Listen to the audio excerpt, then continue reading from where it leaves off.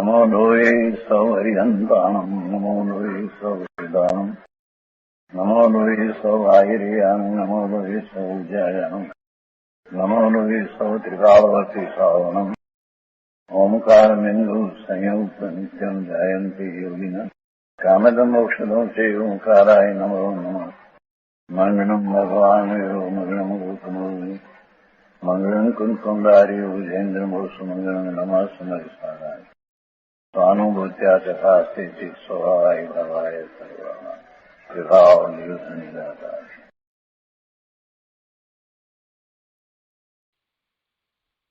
समयसार भगवान कुंकुंदाचार्य रचित समयसार तथा भगवान અમૃતચંદ્રાચાર્ય રચિત આત્મખ્યાતિ ટીકા કળશ સહિત એનો સ્વાધ્યાય ચાલે છે।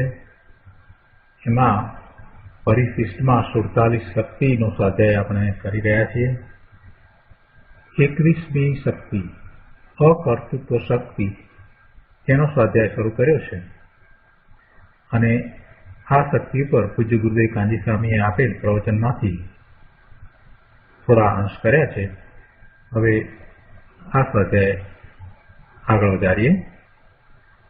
21મી શક્તિ અકર્તૃત્વ શક્તિ કે જે શક્તિથી આત્મા જ્ઞાતાપણા સિવાયના કર્મથી કરવામાં આવતા પરિણામોનો કર્તા થતો નથી। જ્ઞાન ક્રિયા જ્ઞાતૃત્વ ભાવ એટલે જ્ઞાતાપણા એ જ્ઞાતાપણા સિવાયના કર્મથી કરવામાં આવતા પરિણામોનો કર્તા થતો નથી। એ અકર્તૃત્વ શક્તિને કારણે છે। એટલે અમૃતચંદ્રાચાર્ય ભગવાને એમ કહ્યું કે સમસ્ત કર્મથી કરવામાં આવતા જ્ઞાતૃત્વ માત્રથી જુદા જે પરિણામો તે પરિણામોના કરણના ઉપરમ સ્વરૂપ એટલે કે તે પરિણામોના કરવાની નિવૃત્તિ સ્વરૂપ અકર્તૃત્વ શક્તિ। એમાં ગુરુદેવે જે વિસ્તાર કરે છે તે આપણે પ્રવચન રત્નાકરમાંથી લઈએ। પ્રવચન રત્નાકર ભાગ 11મો પાના નંબર 110। અહીંયા 5મી લીટીમાં ગુરુદેવ કહે છે, જ્ઞાનીને તો જાણવા દેખવા રૂપ પરિણામ થાય છે અને તેના તેઓ કરતા છે। જ્ઞાનીને માત્ર જાણવા દેખવા રૂપ પરિણામ થાય છે અને જ્ઞાની તેના કરતા છે એટલે કે દેખવા જાણવાના જે પરિણામ છે તેના કરતા છે। એ તો જ્ઞાતા દ્રષ્ટા છે। જ્ઞાયક સ્વભાવની દ્રષ્ટિ હોવાથી પર્યાયમાં કર્મના નિમિત્તે જે વિકારી ભાવ થાય છે તેના તેઓ માત્ર જ્ઞાતા દ્રષ્ટા છે, કરતા નથી। વિકારી પરિણામના કરતા નથી, માત્ર જ્ઞાતા દ્રષ્ટા છે। જાણવા દેખવાના પરિણામ થાય તે જ્ઞાનીનું કાર્ય એટલે કર્મ અને તેના જ્ઞાની કરતા છે। પણ સાથે જે રાગ છે, શુભભાવ છે, તો તેના જ્ઞાની કરતા નથી।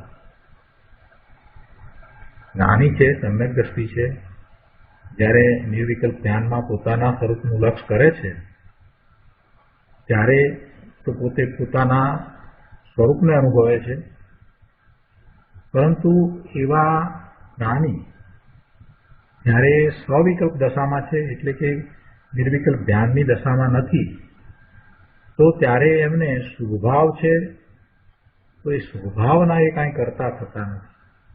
શુભભાવ આવ્યો છે તો એને જાણે છે એમ એના જ્ઞાતા છે। એટલે જાણવા દેખવાના જે પરિણામ થાય એ જ જ્ઞાનીનું કાર્ય છે અને એના જ્ઞાની કરતા છે। પણ શુભભાવ છે, રાગ છે, એના જ્ઞાની કરતા નથી।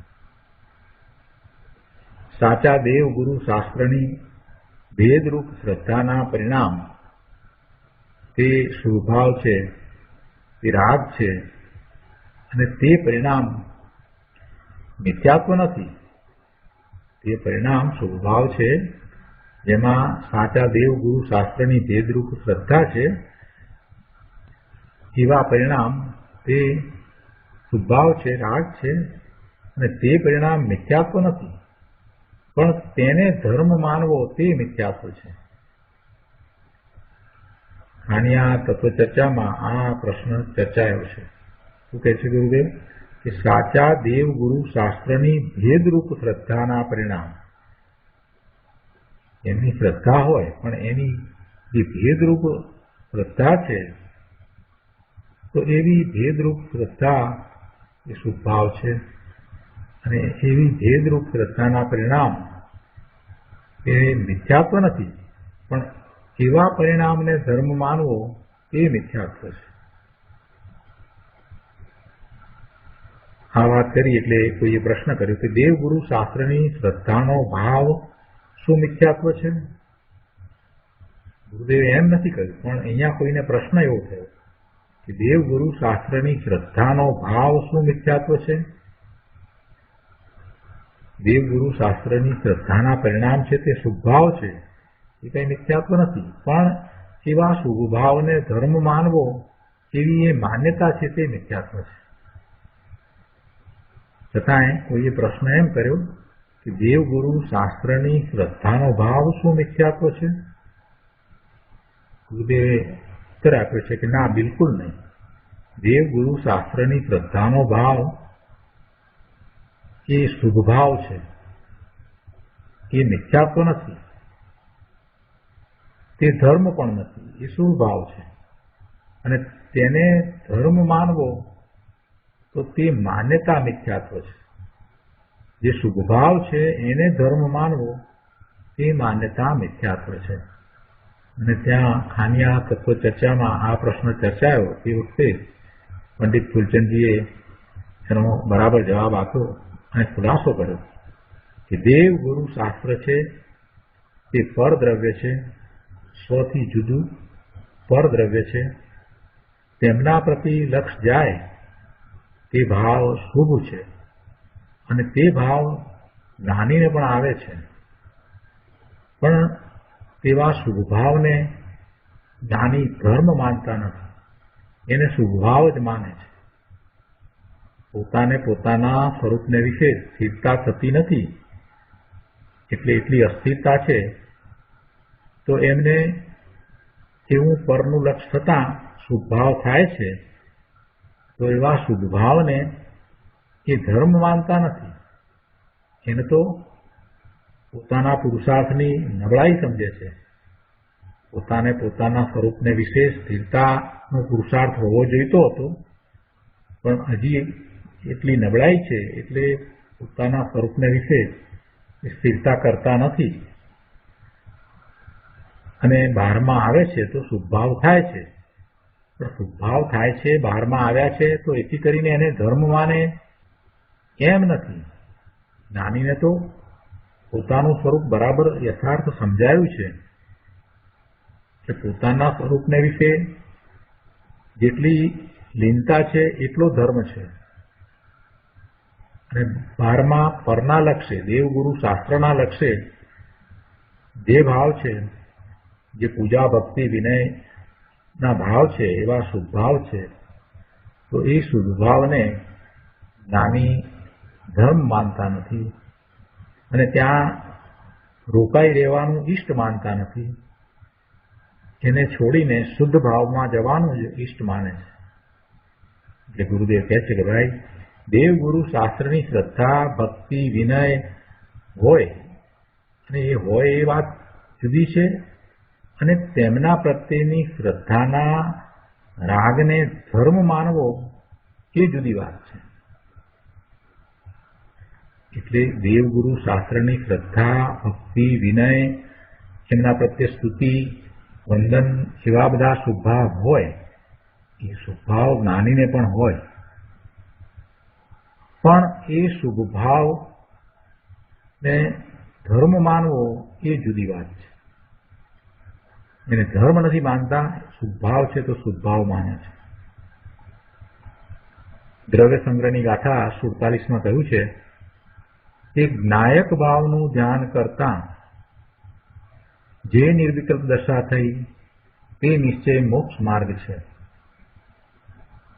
નાયક ભાવનું ધ્યાન કરતા પોતે ભગવાન આત્મા જ્ઞાન સ્વરૂપ છે અને એનું ધ્યાન કરતા જે નિર્વિકલ્પ દશા થઈ તે નિશ્ચય મોક્ષ માર્ગ છે તથા સાથે જે રાગ રહ્યો છે, સુભાવ રહ્યો છે, તેને આરોપથી વ્યવહાર મોક્ષ માર્ગ કયો છે, પણ એ બંધનું કારણ છે. જેટલો શુદ્ધ ભાવ છે એટલો ધર્મ છે અને એ નિર્જરાનું કારણ છે. જ્યારે જેટલો શુભ ભાવ છે એ બંધનું કારણ છે. પણ આ પ્રમાણે વ્યવહારનો રાગ હોય છે, નથી હોતો એમ નહીં. એવો શુભભાવ હોય છે પણ એને કોઈ ધર્મ માનતા નથી. જ્ઞાની પુરુષો એને ધર્મ માનતા નથી. એ સાથે છે તો સહચર જાણીને એને આરોપથી વ્યવહાર મોક્ષ માર્ગ કહે છે, પણ એ વ્યવહારનો રાગ હોય છે અને એને ધર્મ માનતા નથી અને એનો કરતા આત્મા નથી. અહીંયા તો અકર્તૃત્વ શક્તિની વાત છે. એટલે વાત એ કરવી છે કે આવો વ્યવહારનો રાગ હોય છે પણ તેનો કરતા આત્મા નથી. રાગના અકર્તાપણે પરિણમે એવો આત્માનો સહજ અકર્તા સ્વભાવ છે. એટલે એવા શુભભાવના કરતા આત્માને માનતા નથી. જ્ઞાનીઓની આવી સમ્યક માન્યતા હોય છે કે આ શુભભાવ થયો છે તો શુભભાવનો કરતા આત્મા નહીં. એવી સમ્યક માન્યતા જ્ઞાનીને હોય છે. એટલે શુભભાવ આવે છે તો એના એ કરતા થતા નથી. રાગના અકર્તાપણે પરિણમે એવો આત્માનો સહજ અકર્તા સ્વભાવ છે અને આવા સ્વભાવનું ભાન જ્ઞાન અનુભવ જ્ઞાનીને થયા છે. રાગના કરતાપણે પરિણમે એવી આત્મામાં કોઈ શક્તિ જ નથી. રાગના કરતાપણે પરિણમે એવી આત્મામાં કોઈ શક્તિ જ નથી, એવો કોઈ ગુણ નથી. પણ રાગના અકર્તાપણે પરિણમે એવો આત્મામાં આ ગુણ છે. અકર્તૃત્વ નામની શક્તિ એ એવો ગુણ છે અને એને લીધે આત્મા સહજ અકર્તા સ્વભાવ છે. ગુરુદેવ કહે છે કે આવું સમજવાની એને ક્યાં ફુરસત છે. જીવને તો બસ આ ખાવું, પીવું, ખેલવું ને આ બધું સંસારના કાર્યોમાં રોકાઈ રહ્યું એ જ છે. પણ ગુરુદેવ સમજાવે છે કે ભાઈ ખાય, પીએ ને કમાય એ બધી તો પૃથકભૂત પૂતગળની ક્રિયા છે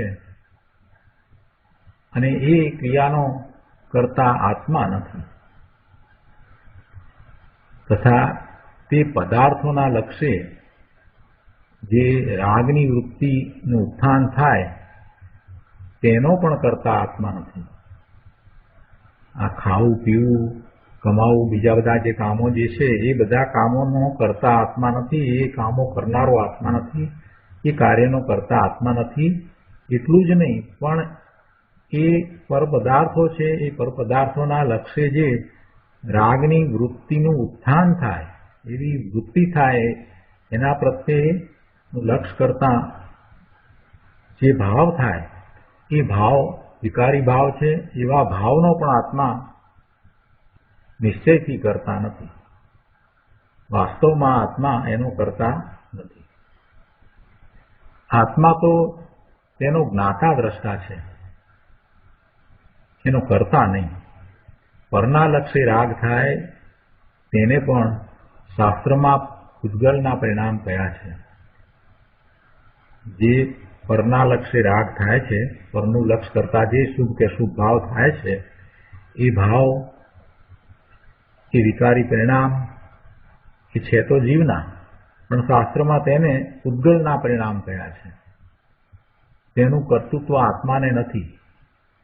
અર્થાત તેને ન કરવા એવી અકર્તૃત્વ નામની આત્માની શક્તિ છે. ગુરુદેવ કહે છે કે ભાઈ આ દેહ તો જોત જોતામાં ફૂ થઈને ઉડી જશે. દેહની સ્થિતિ ક્યારે પૂરી થશે તે કોણ જાણે છે? માટે જગતની જંજાળ અને દેહની સંભાળ એક કોર મૂકીને આત્માની પોતાની સંભાળ કર. જગતનું કાંઈ કામ કરવું અને દેહને ઠીક રાખવો એ તો તારા અધિકારની વાત નથી. માટે જૂઠા વિકલ્પથી વિરામ પામી નિજ શક્તિની સંભાળ કર.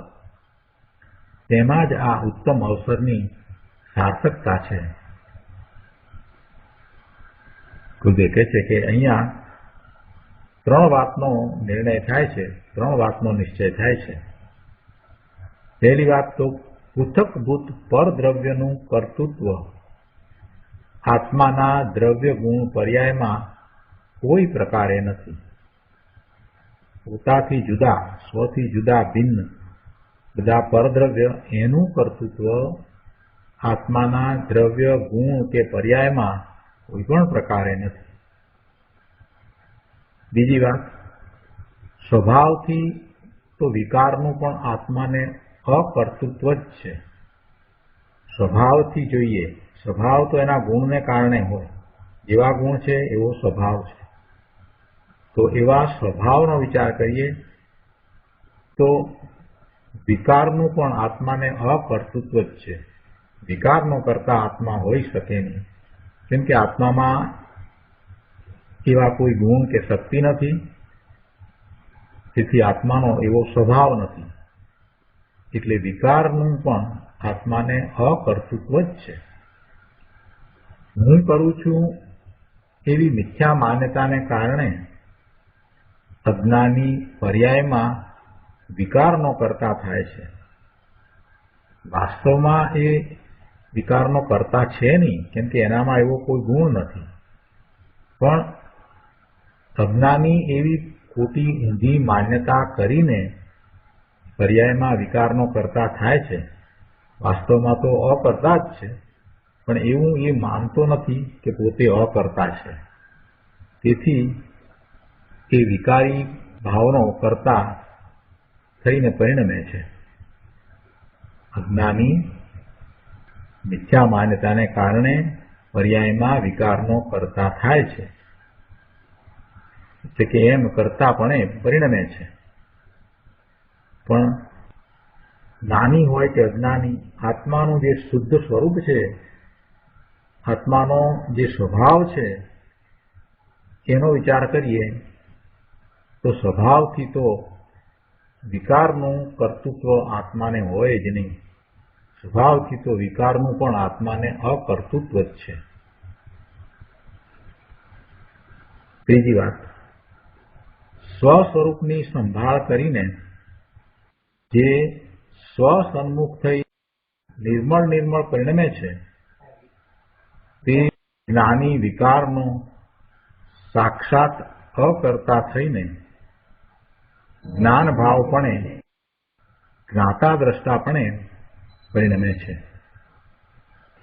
ત્રીજી વાતમાં કહે છે કે સ્વ સ્વરૂપની સંભાળ કરીને જે સ્વસન્મુખ થઈ નિર્મળ પરિણમે છે, તે જ્ઞાની વિકારનો સાક્ષાત અકર્તા થઈ જ્ઞાન ભાવપણે જ્ઞાતા દ્રષ્ટાપણે પરિણમે છે. સ્વસ્વરૂપની સન્મુખ થતા નિર્મળ પરિણામ થાય છે, અને એવા નિર્મળ પરિણામ થાય છે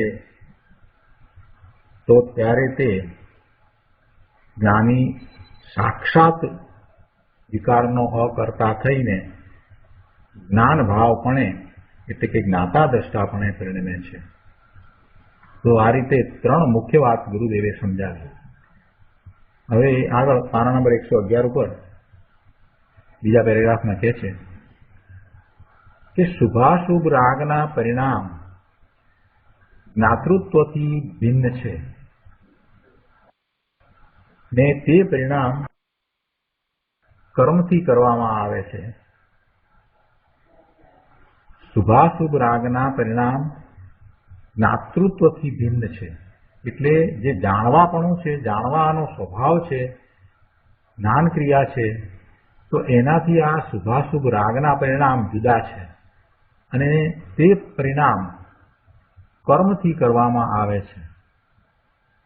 પણ ભગવાન આત્મા તેનો કરતા નથી, કેમ કે આત્મા તે પરિણામોના કરવાની નિવૃત્તિ સ્વરૂપ અકર્તૃત્વ સ્વભાવી છે.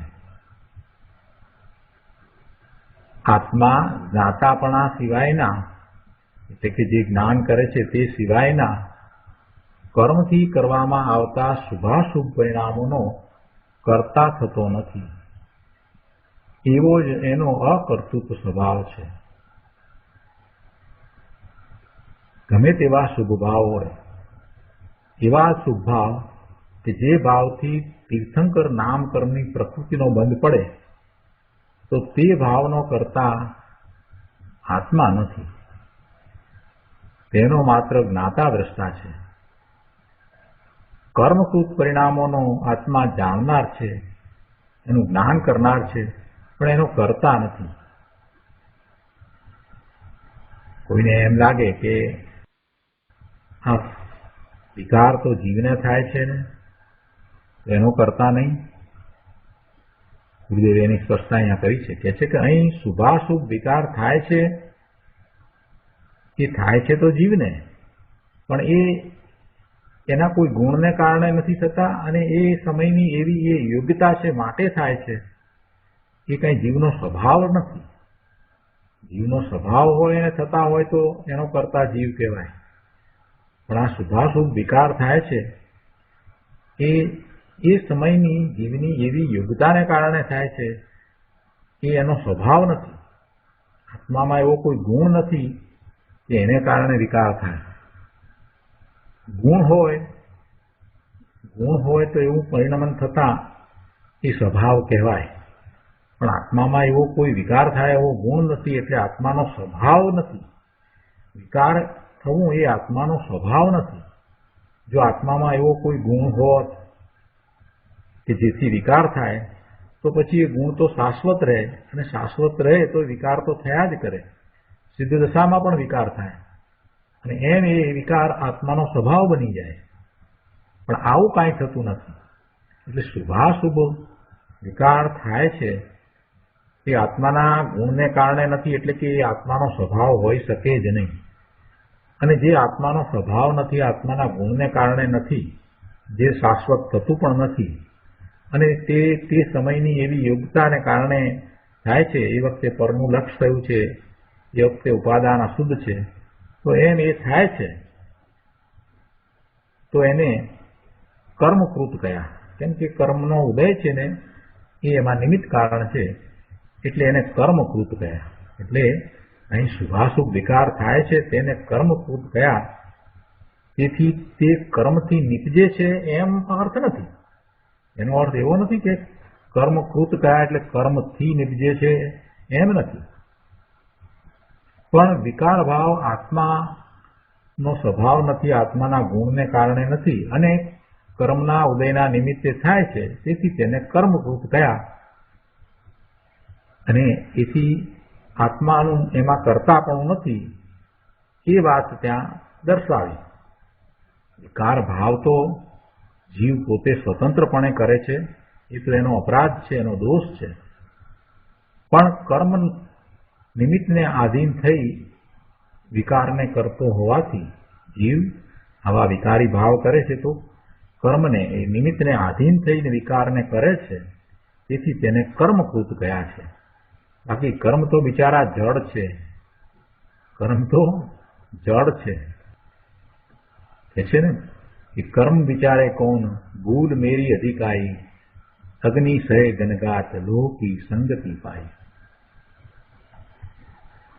तो स्पष्टता गुरुदेवे करी कि ए विकारी परिणाम છે તો જીવના જ, અને એને કારણે બંધ પણ જીવને જ પડે છે. એ વાત બરાબર છે. એ અજ્ઞાન અવસ્થામાં એવું થાય છે. એ વખતે જ્ઞાન અવસ્થા છે અને શુભભાવ થયો છે તો પણ એને પુણ્યનો બંધ પડે છે. એટલે જે પરિણામ જે થાય છે એ પરલક્ષે થતા પરિણામ છે, જે બંધનું કારણ છે, એ પરિણામ જીવના હોવા છતાં એનો કરતા આત્મા નથી, કારણ કે એવા પરિણામ, શુભાશુભ પરિણામ એ આત્માનો સ્વભાવ નથી, આત્મામાં કોઈ ગુણ એવો નથી કે જેને કારણે એ થાય. એટલા માટે એને કર્મકૃત કહ્યા છે. એટલે કે એ આત્મા એનો કરતા નથી, જીવકૃત નહીં પણ કર્મકૃત એમ કહ્યા છે. એ અપેક્ષાથી એને કર્મકૃત કહ્યા છે. અને આત્માને એનું કરતા પણ નથી. શુદ્ધ આત્માની અહીંયા તો વાત છે. અજ્ઞાન અવસ્થામાં મિથ્યાત્વને કારણે જીવ જે ભાવ કરે છે એનો એ કરતા થઈને પરિણમે છે અને એને એવા આશ્રયને બંધ થાય છે. પણ એ એનો સ્વભાવ નથી. અહીંયા તો વાત એ કરવી છે કે આત્મામાં જે શક્તિ પડી છે એ શક્તિ કેવી છે? એ શક્તિ એવી છે કે આત્મા જ્ઞાન ક્રિયા સિવાય બીજા કોઈ કર્મના કારણે થતા જે પરિણામ છે એનો કરતા થાય જ નહીં, એવો અકર્તૃત્વ આત્માનો સ્વભાવ છે. કેમ કે અંદરમાં એવી અકર્તૃત્વ નામની શક્તિ પડી છે. આગળ 112મા પાના ઉપર બીજા પેરેગ્રાફમાં ગુરુદેવ સમજાવે છે કે અધ્યાત્મ પંચ સંગ્રહમાં પંડિત દીપજનજીએ કહ્યું છે કે અભવ્ય જીવને જ્ઞાન હોય છે પણ જ્ઞાનની પરિણતિ હોતી નથી. અભવ્ય જીવને જ્ઞાન હોય છે પણ જ્ઞાનની પરિણતિ હોતી નથી. એટલે શું? કે અંદર જ્ઞાન સ્વરૂપી ભગવાન આત્મા છે, તેનું સ્વસંવેદન જ્ઞાન થાય તેને જ્ઞાન પરિણતિ કહે છે. અભવ્યને આવી જ્ઞાન પરિણતિ થતી નથી. અભવીને 11 અંગ અને 9 પૂર્વનું જ્ઞાન થાય છે. એટલે એટલું એ જાણે એવા દ્રવ્યસ્વરૂપનો અભ્યાસ કરી અને એટલું એ જાણે, સમજે અને સમજાવી શકે એવી વિદ્વતા હોય એટલે 11 અંગ અને 9 પૂર્વનું જ્ઞાન થાય, છતાં પણ એને જ્ઞાનની પરિણતિ થતી નથી. જ્ઞાનની પરિણતિ એટલે શું? કે અંદર જ્ઞાન સ્વરૂપી ભગવાન આત્મા છે, તેનું સ્વસંવેદન જ્ઞાન થાય તે જ્ઞાન પરિણતિ. તે જ્ઞાન પરિણતિ. આપણે ચોથી શક્તિ જ્ઞાન શક્તિની વાત કરી ત્યારે આનો ઘણો વિસ્તાર ગુરુદેવે કર્યો હતો અને એ વખતે આપણે એક વાત બરાબર સ્પષ્ટ સમજ્યા કે આપણે આ જે જાણપણું કરીએ છીએ, આ શાસ્ત્રને જાણીએ છીએ, શાસ્ત્રની વાતને સમજીએ છીએ, તો આ જાણપણું છે એવું જે જ્ઞાન છે એ જ્ઞાનથી જુદું આત્માનું જ્ઞાન છે જે અનુભવ ગમે છે. એટલે કે આત્માનો એવો જ્ઞાન સ્વભાવ છે, જ્ઞાન શક્તિ છે, જ્ઞાન ગુણ છે અને એનું જે પરિણમન છે એ પરિણમન, એ ભવન, એનું સંવેદન, એનો અનુભવ થવો એ સમ્યક જ્ઞાન છે. એટલે એવું સ્વસંવેદન જ્ઞાન આત્માનું લક્ષ્ય કરતા એવું જે સ્વસંવેદન જ્ઞાન થાય છે એ અભવીને થતું નથી. એટલે જ્ઞાન સ્વરૂપી ભગવાન આત્મા છે, તેનું સ્વસંવેદન જ્ઞાન થાય તેને જ્ઞાન પરિણતિ કહી છે. એ અભવીને હોતું નથી. એને માહિતી રૂપે બધું જ્ઞાન છે, સમજણ રૂપે બધું જ્ઞાન છે, એ સમજાવી શકે એવું એને યથાર્થ જ્ઞાન છે, પણ એ બધું દ્રવ્યસ્વરૂપ છે. એ દ્રવ્યસ્વરૂપને જાણીને એને આત્મસાત કરી અને એવું ભાવસ્વરૂપ પ્રગટ કરવું, એટલે કે એવું સ્વસંવેદન જ્ઞાન થવું, એ સમ્યક જ્ઞાન છે અને એમ જ્ઞાન પરિણતિ છે. તો એવી જ્ઞાન પરિણતિ અભવીને હોતી નથી. એટલે ગમે તેટલો અભ્યાસ કરીએ, ગમે તે જાણીએ, તો આપણે સાદા શબ્દોમાં કહેવું હોય તો એ બધી માહિતી કહેવાય. એ બધી માહિતી કહેવાય અને એને પણ આપણે જ્ઞાન કહીએ છીએ. જ્યારે અહીંયા તો એવા જ્ઞાનની વાત છે કે જે જ્ઞાન ગુણ છે, શક્તિ રૂપે અંદરમાં પડેલું છે, એ જ્ઞાન ગુણના પરિણમનની વાત છે. તો એવું જ્ઞાન ગુણનું નિર્મળ પરિણમન જે છે જે અનુભવમાં આવે છે એને જ્ઞાન કહેવાય. એવું સમ્યક જ્ઞાન જ્યારે થાય છે ત્યારે એને એ વખતે અનંત ગુણોનું એવું નિર્મળ પરિણમન પ્રગટ થાય છે. અહીંયા આ જે શક્તિની વાત કરી કે અકર્તૃત્વ શક્તિ, તો એ અકર્તૃત્વ શક્તિ છે એ પણ એવા નિર્મળ પરિણામ થાય છે તો એમાં એ પણ પરિણમે છે. અહીંયા કહે છે કે આવું જે જ્ઞાન 11 અંગ અને 9 પૂર્વનું જ્ઞાન કહ્યું, તો એવું જ્ઞાન કઈ અભ્યાસ કરવાથી પ્રગટતું નથી. માત્ર સાદી રીતે આપણે વાંચી જઈએ કે એમ કરીએ અને અભ્યાસ કરીએ તો કઈ એટલું જ્ઞાન થાય નહીં. કેમ કે એ જ્ઞાન કેવું છે કે 11 અંગનું જ્ઞાન કોને કહીએ કે એક આચારાંગ શાસ્ત્રના 18,000 પદ છે અને એક પદમાં 51 કરોડથી વધુ શ્લોક છે. આચારાંગ શાસ્ત્રના 18,000 પદ અને એક પદમાં 51 કરોડથી વધારે શ્લોક છે. એ પછી બીજા વેદાંગના એનાથી બમણા છે, એટલે જે આચારાંગના છે એનાથી બમણા પદ છે, એટલે કે 36,000 પદ છે. અને એના પછી ત્રીજામાં એનાથી બમણા એટલે 72,000 પદ છે. એમ બમણા કરતા જવું, એમ એ 11 અંગ સુધી લેવું. તો આવું જ્ઞાન કઈ નાની વાત નથી. આ કઈ એમ વાંચીએ કરીએ તો આવડી જાય એવું નથી. અને એટલું જ નહીં કે 11 અંગનું અને ઉપરાંત 9 પૂર્વનું જ્ઞાન હોય છે. આવું જ્ઞાન કઈ અભ્યાસ કરવાથી પ્રગટ થતું નથી. એ તો સહજપણે તે જાતની લબ્ધિ પ્રગટે છે. એવી લબ્ધિ પ્રગટે છે. એ અભવ્યને પણ એવું જ્ઞાન હોય, એવી લબ્ધિ જ્ઞાન હોય, પણ જ્ઞાનની પરિણતિ નથી. બીજી પણ એક વાત કરી છે ગુરુદેવ કે 7 દ્વીપ અને 7 સમુદ્ર દેખે એવું વિભંગ જ્ઞાન પણ અભવીને એવું થાય છતાં પણ જ્ઞાનની પરિણતિ નથી. એટલે એ અભવ્ય રહી જાય છે. પોતાનું જે સ્વરૂપ છે એ જ્ઞાન સ્વરૂપ છે અને એવા જ્ઞાન સ્વરૂપે પોતે પરિણમી શકતા નથી. એટલે એ અભવ્ય છે. જેમાં નિજ જ્ઞાયક સ્વભાવનું નિર્મળ જ્ઞાન શ્રદ્ધાન થાય તેવી જ્ઞાનની પરિણતિ અભવ્યને નથી. શક્તિ અને શક્તિવાનના ભેદનું લક્ષ છોડીને, ગુણ અને ગુણી એના ભેદનું લક્ષ છોડીને સચ્ચિદાનંદ સ્વરૂપ અંદર આત્મા નિર્વિકલ્પ અભેદ એક વિરાજે છે. તેને જ્ઞાનમાં જ્ઞેય બનાવી તેના નિર્મળ જ્ઞાન પ્રદાન કરવા, તેનું નામ જ્ઞાન પરિણતિ છે. જ્ઞાનનું જ્ઞેય પોતાનું સ્વરૂપ જ હોય, એ સિવાય બીજું કાંઈ જ્ઞેય હોય નહીં. અને પછી જે પરિણામ થાય એ જ્ઞાન પરિણતિ છે. નિર્વિકલ્પ અભેદ સચ્ચિદાનંદ સ્વરૂપ ભગવાન આત્મા બિરાજે છે. તેને જ્ઞેય બનાવીને બસ એ પોતાના જ્ઞાનનું જ્ઞેય એને જ જાણે, એ સિવાય બીજું કોઈ જ્ઞેય જ નથી. એમ જ્યારે એનું જ્ઞાન થાય છે અને નિર્મળ પરિણામ થાય છે, ત્યારે નિર્મળ જ્ઞાન શ્રદ્ધાના પરિણામ થાય છે અને એને જ્ઞાન પરિણતિ છે. આવું નિજ આત્માનું જ્ઞાન થતાં જ્ઞાનની પરિણતિ સાથે અનંત શક્તિઓ પણ ભેગી વ્યક્ત થઈને પર્યાયમાં ઉછળે છે, ઉદિત થાય છે. અને આનું નામ આત્મજ્ઞાન છે. અને તે જ્ઞાનમાં અહીંયા કહે છે કે રાગનું કરતાપણું નથી. જ્ઞાન સાથે ભેગો અકર્તા સ્વભાવ ઉછળે છે.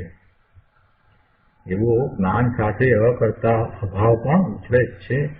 માટે એને સુખભાવનું રાગનું કરતાપણું નથી.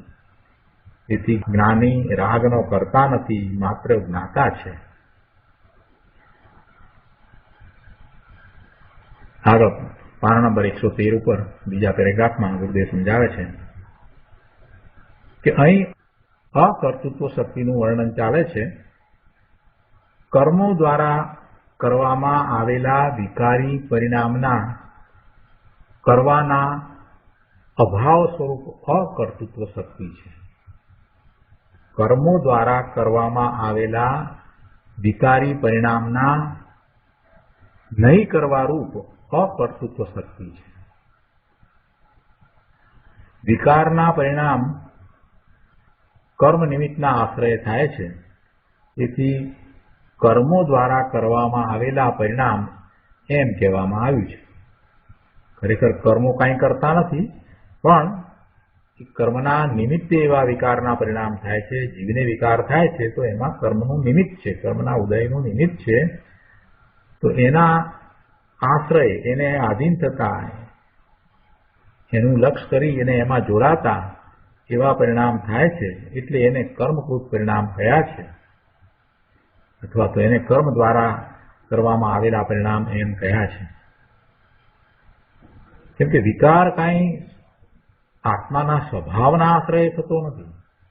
આત્માનો સ્વભાવ જે છે એવા સ્વભાવના આશ્રય વિકાર નથી થતો.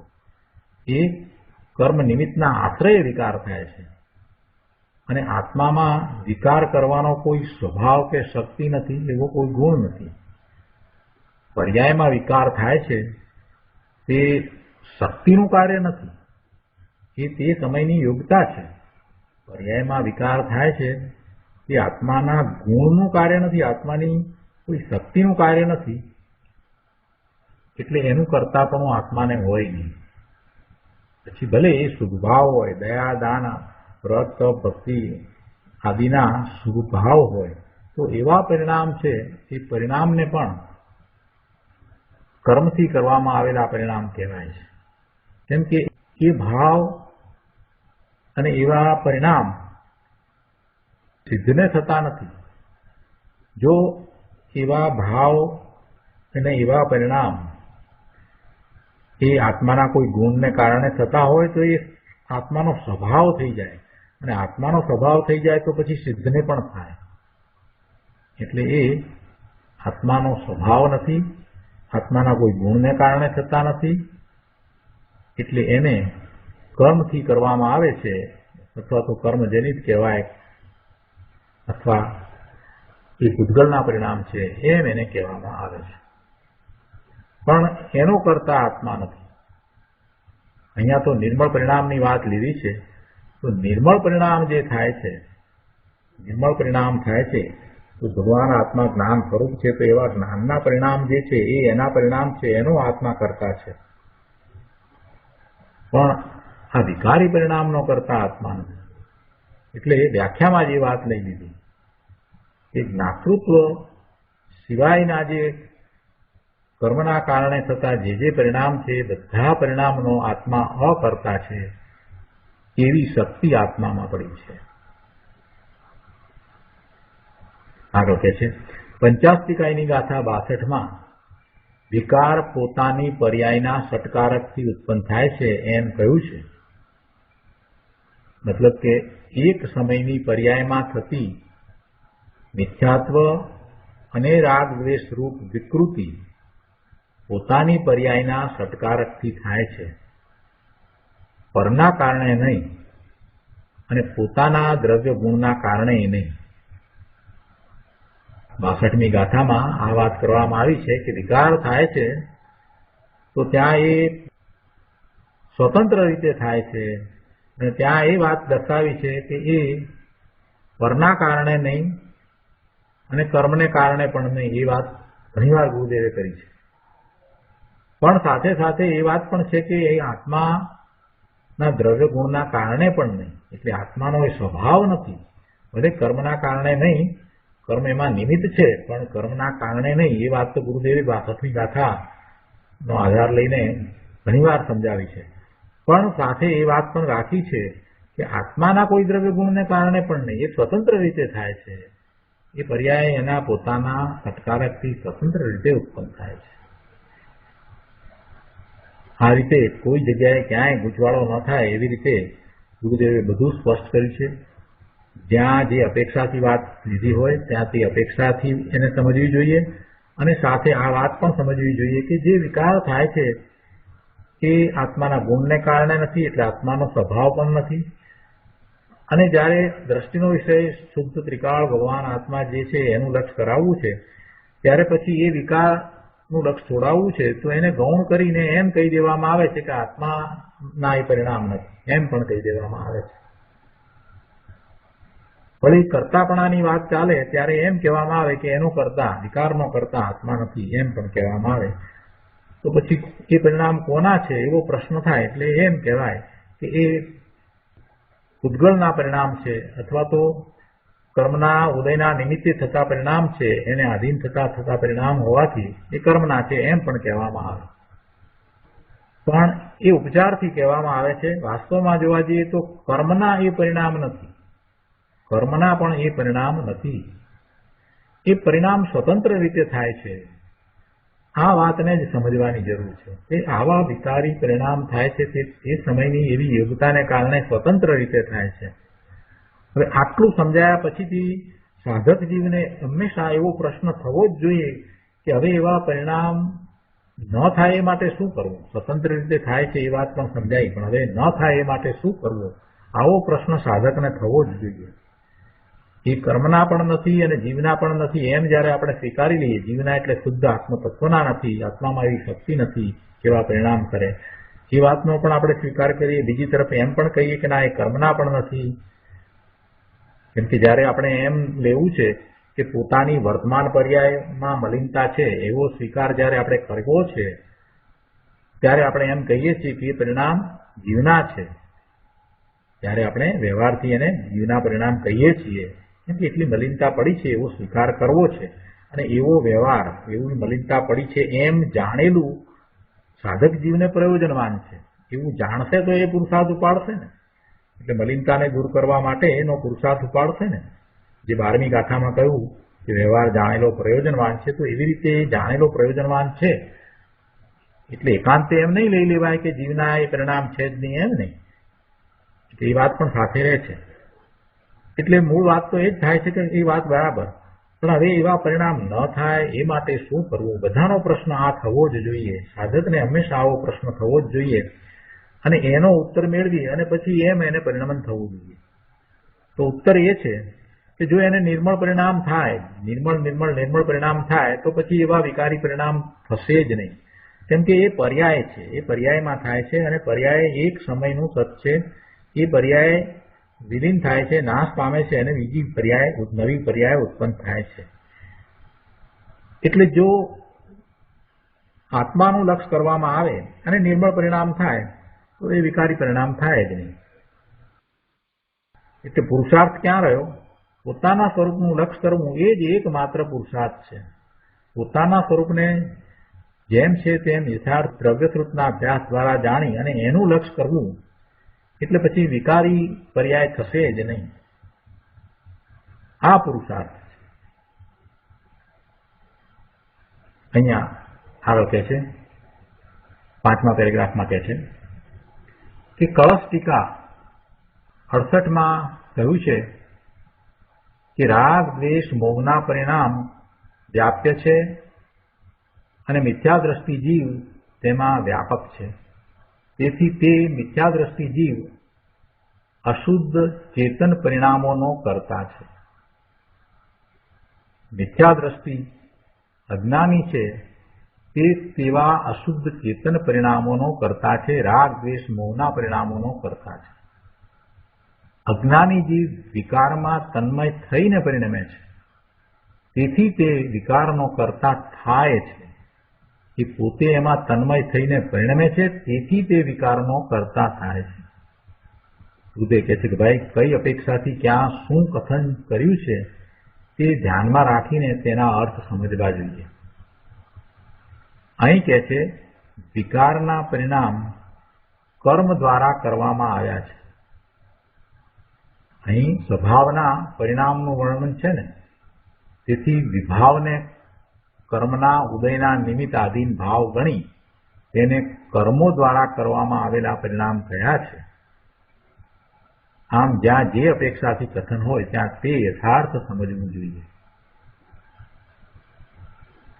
જો અજ્ઞાન અવસ્થામાં જ્યારે મિથ્યાત્વ છે ત્યારે એ વિકારી ભાવ થાય છે, એવા જે પરિણામ થાય છે જે અશુદ્ધ ચેતન પરિણામો છે એનો કરતા અજ્ઞાની જીવ થાય છે. એટલે એ પોતે એવા વિકારનો કરતા થાય છે. કેમ કે અજ્ઞાની જીવ એવા વિકારી પરિણામ થાય છે તો એમાં એ તન્મય છે, એ વિકારમાં તન્મય થઈ અને પરિણમે છે, માટે એ એનો કરતા થાય છે. વિકારના પરિણામ કર્મ દ્વારા કરવામાં આવે છે એમ જ્યારે કહેવામાં આવે છે ત્યારે સમજાવવું એ છે કે સ્વભાવગત પરિણમન છે એ તો નિર્મળ છે, અને અહીંયા સ્વભાવનું પરિણમન અને સ્વભાવના જે પરિણામ છે એટલે કે પોતાના ગુણને કારણે નિર્મળ પરિણામ જે છે એ એનો સ્વભાવ છે. તો એવા સ્વભાવના પરિણામનું વર્ણન ચાલે છે તો એમાં એ વિભાવ છે એ આત્માનો હોઈ શકે નહીં. એટલે એને કર્મના ઉદયના નિમિત્તથી થતો હોવાને કારણે એને કર્મ દ્વારા કરવામાં આવે છે એમ કહ્યું. એ કર્મ દ્વારા કરવામાં આવેલા પરિણામ છે એમ કહ્યું. એટલે જ્યાં જે કથન જે પ્રમાણે હોય એ રીતે સમજવું જોઈએ. શાસ્ત્રનો અભ્યાસ કરીએ ત્યારે દરેક કથનના 5 પ્રકારથી અર્થ કરીને તેને યથાર્થપણે સમજવું જોઈએ. આપણે જાણીએ છીએ કે શબ્દાર્થ, આગમાર્થ, મતાર્થ, નયાર્થ અને ભાવાર્થ એમ 5 પ્રકારે અર્થ કરી અને કથનને યથાર્થ સમજવું જોઈએ. ભગવાન આત્મા શુદ્ધ જ્ઞાયક માત્ર વસ્તુ છે. તેના સન્મુખનો અનુભવ થતા જ્ઞાન અને આનંદની નિર્મળ દશા પ્રગટ થાય છે, અને એવી નિર્મળ દશા પ્રગટ થાય છે તેના ભેગી અનંત શક્તિઓ પણ ઉછળે છે, પણ વિકારના પરિણામ ભેગા સમાતા નથી. નિર્મળ પરિણામ થાય છે તો તેમાં વિકારના પરિણામ ભેગા સમાતા નથી. કેમ કે વિકાર પરિણામના ઉપરમ સ્વરૂપ ભગવાન આત્માનો અકર્તા સ્વભાવ છે. વિકાર પરિણામના ઉપરમ સ્વરૂપ એટલે નિવૃત્તિ સ્વરૂપ. વિકાર પરિણામના ઉપરમ સ્વરૂપ નિવૃત્તિ સ્વરૂપ ભગવાન આત્માનો અકર્તા સ્વભાવ છે. એટલે એ નિર્મળ પરિણામ થાય છે, નિર્મળ દશા થાય છે તો તેના ભેગી અનંત શક્તિઓ પણ ઉછળે છે, પણ વિકારના પરિણામ એમાં ભેગા સમાતા નથી. અક્રમે પ્રવર્તતા ગુણો ને ક્રમવર્તી નિર્મળ પર્યાયો એ બંનેનો સમુદાય તેને અહીં આત્મા કહ્યો છે. બાકી આ શુભાવ, દયા, દાન, વ્રત, ભક્તિ, પૂજાના પરિણામ કર્મથી કરવામાં આવેલા વિકૃત પરિણામ છે.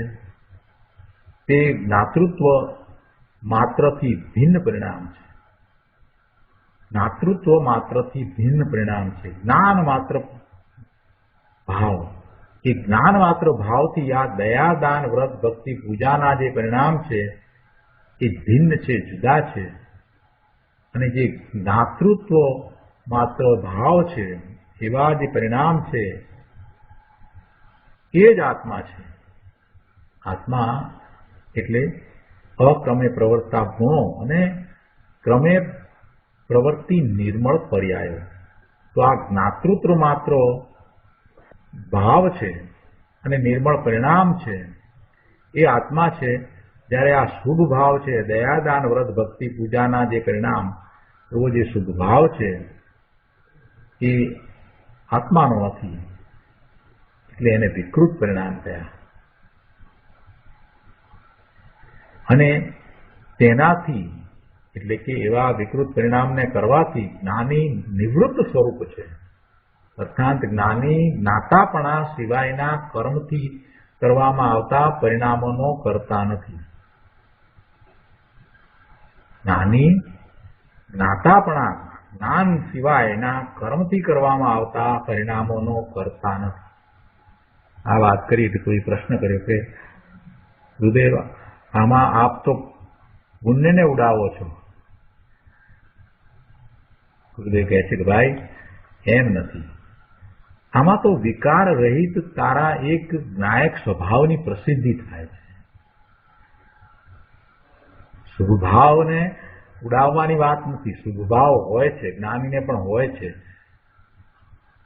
અહીંયા વાત એ કરવી છે કે શુદ્ધ ભાવ કેવો છે, શુદ્ધ જ્ઞાયક સ્વભાવ કેવો છે અને એની પ્રસિદ્ધિ કઈ રીતે થાય છે એ વાત ચાલે છે. એટલે વિકાર રહિત તારા એક જ્ઞાયક સ્વભાવની પ્રસિદ્ધિ અહીંયા તો થઈ રહી છે, એ તને સમજાવી રહ્યા છે. આ શક્તિના વર્ણન દ્વારા આચાર્ય ભગવાન આપણને એ સમજાવી રહ્યા છે કે આત્માનું શુદ્ધ સ્વરૂપ કેવું છે. તારા સ્વભાવનો મહિમા લાવી પ્રસન્ન થા. સ્વભાવની સમજણના કાળે તને જે પુણ્ય બંધાશે તે પણ બહુ ઊંચા હશે. એટલે કે જયારે તું આવો સ્વાધ્યાય કરે છે અને તારા સ્વભાવ ભાવની સમજણ મેળવી રહ્યો છે, કહો મારું આવું સ્વરૂપ, મારામાં આવી શક્તિ પડી છે, મારું આવું શક્તિરૂપ પરિણમન છે, એમ જયારે તું એને સમજી રહ્યો છે, એટલે સ્વભાવને સમજી રહ્યો છે, ગુણોને સમજી રહ્યો છે, ગુણોના પરિણમનને સમજી રહ્યો છે, અને એક અનંત ગુણોનું એક રૂપ પરિણમન એ આત્માનો સ્વભાવ છે. તો એવા આત્માના સ્વભાવની સમજણ, એ સમજણના કાળે જે ભાવ છે એ ઊંચા પ્રકારનો શુભ ભાવ છે, અને એને કારણે જે પુણ્ય બંધાશે તે પણ બહુ ઊંચા હશે. વળી નિજ સ્વભાવને સમજીને, નિજ સ્વભાવને યથાર્થ સમજીને પછી એવો પુરુષાર્થ કરીને પુણ્ય પાપના વિચ્છેદ રૂપ પરિણમે તો પછી શું વાત છે, બહુ મોટી વાત છે. તો વિતરાગતા અને કેવળ જ્ઞાન થશે. અને એ તો કર્તવ્ય છે, એ જ કર્તવ્ય છે, એ જ ઈષ્ટ છે. અનંત શક્તિના ધારક ભગવાન આત્માની અંતરદ્રષ્ટિ કરી તેનો જ્યાં આશ્રય લીધો ત્યાં ધર્મી વિકારના રાગના પરિણામથી નિવૃત્ત સ્વરૂપ છે. વિકારમાં જ્ઞાની પ્રવૃત્ત સ્વરૂપ નથી. વિકારમાં જ્ઞાની પ્રવૃત્ત સ્વરૂપ નથી.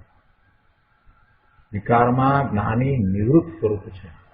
માટે જ્ઞાનીને વિકારનું કર્તૃત્વ નથી.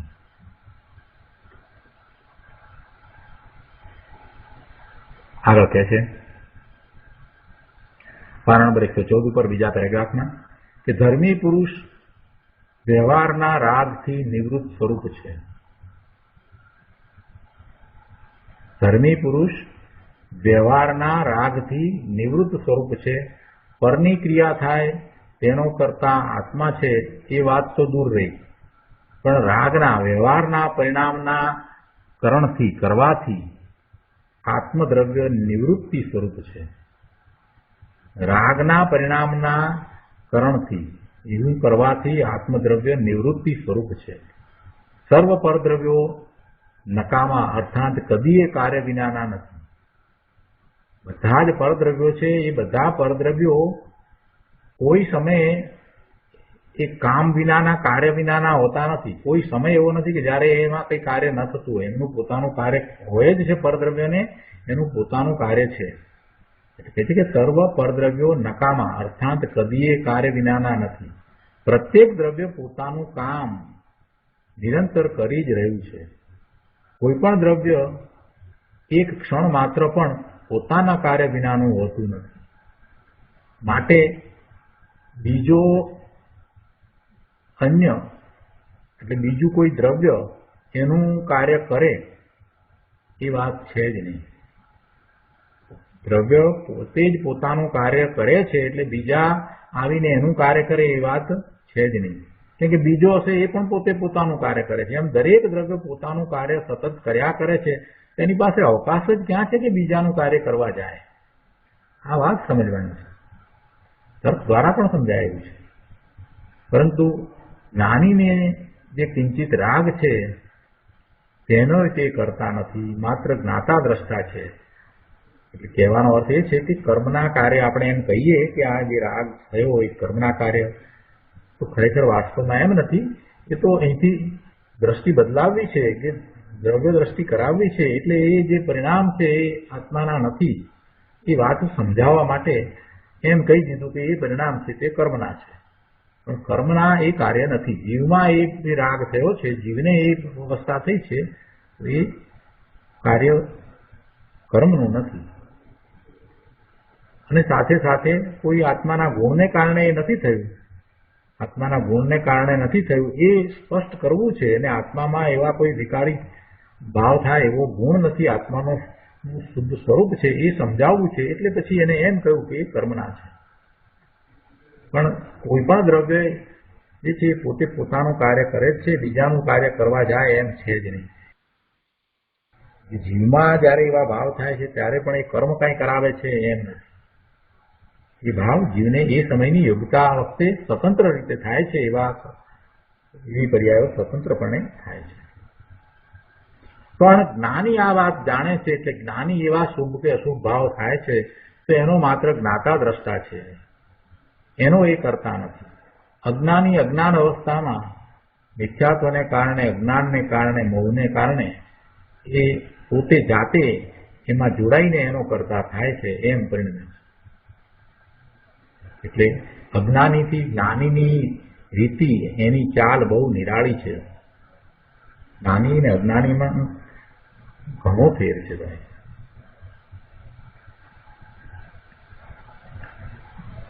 આ વાત કરી એટલે અહીંયા કોઈ એક પ્રશ્ન કરે છે કે તો પ્રવચન સારમાં તો નયના અધિકારમાં તેને કરતા કહ્યો છે ને?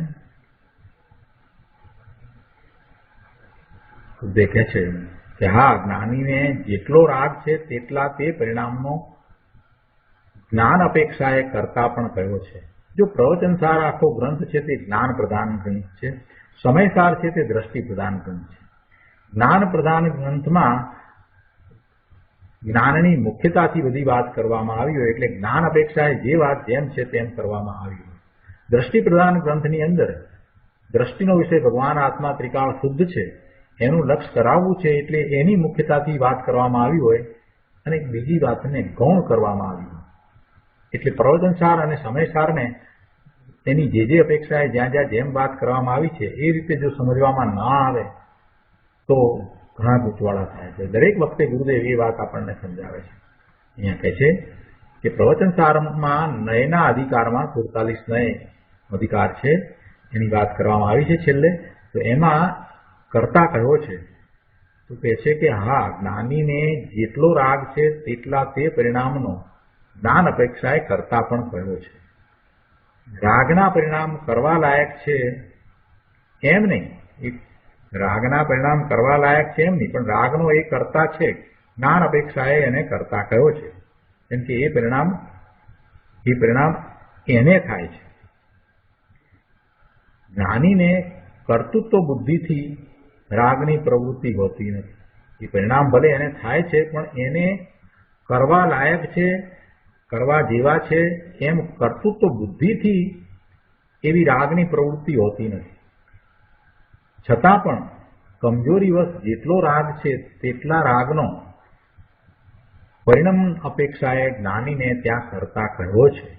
પ્રવચનસારમાં ત્યાં કરતા કહ્યો છે. ત્યાં પ્રવચનસારમાં જ્ઞાન પ્રધાન શૈલીથી વાત છે અને અહીંયા દ્રષ્ટિ અને દ્રષ્ટિના વિષયની અપેક્ષાએ વાત છે.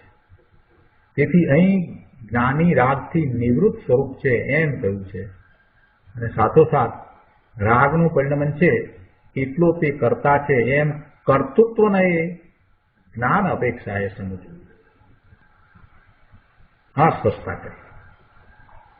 હવે આગળ 114 પાના ઉપર 6ઠ્ઠા પેરેગ્રાફમાં કહે છે અહીંયા કે ધંધા પાણીની ક્રિયા તો જડ સ્વરૂપ છે, તેનો તો કરતા આત્મા નથી. પણ જ્ઞાનીને ભગવાન પ્રત્યે જે ભક્તિ વિનયનો વિકલ્પ ઉઠે છે તેનોય તે કરતા નથી, શુદ્ધભાવનોય તે કરતા નથી. તેનાથી એ જ્ઞાની તો નિવૃત્ત સ્વરૂપ છે. મુનિરાજને જે વ્રત આદિના વિકલ્પ ઉઠે છે તેના કરવાથી તેઓ નિવૃત્ત સ્વરૂપ છે. હવે આવી અંતરની વાત સમજ્યા વિના લોકો વ્રત તપ આદિ કરવા મંડી પડ્યા છે, પણ એ બધી ક્રિયાઓ તો ભાઈ વૃથા છે. એના કરતા પણ એ પરિણમવું એ તો મિથ્યા દશા છે. સંકિતિને તો શુદ્ધતા રૂપે અકર્તૃત્વ શક્તિ પરિણમી છે અને તે રાગના નિવૃત્તિ સ્વરૂપ છે ને આ અનેકાંત છે. આગળ 115 પાના ઉપર કહે છે બીજા પેરેગ્રાફમાં કે અકર્તૃત્વ શક્તિ પરિણમે છે, તેના ભેગી અકાર્ય કારણત્વ શક્તિ પણ પરિણમે છે. તેથી શુભ ભાવ કારણ અને સ્વાનુભવ થયો તે એનું કાર્ય એમ નથી. શુભ ભાવ કારણ અને એને કારણે અહીંયા સ્વનો અનુભવ થયો એ એનું કાર્ય એમ નથી. કેમ કે અકાર્ય કારણત્વ શક્તિ પણ સાથે ને સાથે જ રહી છે. અકર્તૃત્વ શક્તિ પરિણમે છે ને તેના ભેગી અકાર્ય કારણત્વ શક્તિ પણ પરિણમે છે. તેથી શુભભાવ કારણ અને સ્વાનુભવ થયો તે એનું કાર્ય એમ નથી. તથા નિશ્ચય સમ્યક દર્શન જ્ઞાન પ્રગટ થયું તે કારણ અને વ્યવહારનો શુભરાગ થાય તે એનું કાર્ય એમ પણ નથી. આ વાત તો આપણે અકાર્ય કારણત્વ શક્તિ વખતે બરાબર સમજાય છે. આત્મા રાગનું કારણે નહીં અને રાગનું કાર્ય પણ નહીં. તેમ જે શુભરાગ છે તે જ્ઞાનનું કારણે નહીં, શુભરાગ છે તે જ્ઞાન થવા માટેનું કારણ પણ નથી અને જ્ઞાનનું કાર્ય પણ નથી. આ તો જૈન દર્શનની અલૌકિક વાત છે. ધર્મ કેમ થાય તે સમજવા માટે આ બધું પહેલા જાણવું જોઈશે. આ સમજ્યા વિના ધર્મ સંભવિત નથી. હવે કહે છે કે એક એક શક્તિને વર્ણવીને આચાર્ય દેવે ભગવાન સમયસાર નામના શુદ્ધ આત્મા સિદ્ધ કર્યો છે. એક શક્તિને પણ યથાર્થ સમજે તો અનાદિકાલીન જે વિકારની ગંધ પેસી ગઈ છે તે નીકળી જાય. વિકારની ગંધ પેસી ગઈ છે અનાદિની, એ નીકળી જાય. એક એક શક્તિ જે એક જ્ઞાયકને પ્રસિદ્ધ કરે છે તે જ્ઞાયકની દ્રષ્ટિ થતા અને તેમાં જ ઠરતા વિકારનો અંત આવી જાય એવી આ વાત છે. કરુણા કરીને ગુરુદેવ કહે છે કે એ ભાઈ, વિકાર કાંઈ મારી ચીજ નથી એમ જાણી વિકારથી ભિન્ન નિજ જ્ઞાયક ભાવની દ્રષ્ટિ કર અને તેમાં જ ઠર, તેમાં જ જર, જેથી આત્માનો અકર્તા સ્વભાવ અંતરમાં પ્રગટ થશે. ભવ ભ્રમણનો નાશ કરવાની આ જ રીત છે. તો આ પ્રમાણે અહીં અકર્તૃત્વ શક્તિનું વર્ણન શરૂ થયું. આજનો સ્વાધ્યાય અહીંયા સુધી રાખીએ છીએ. હવે સુખધામ બોલીએ.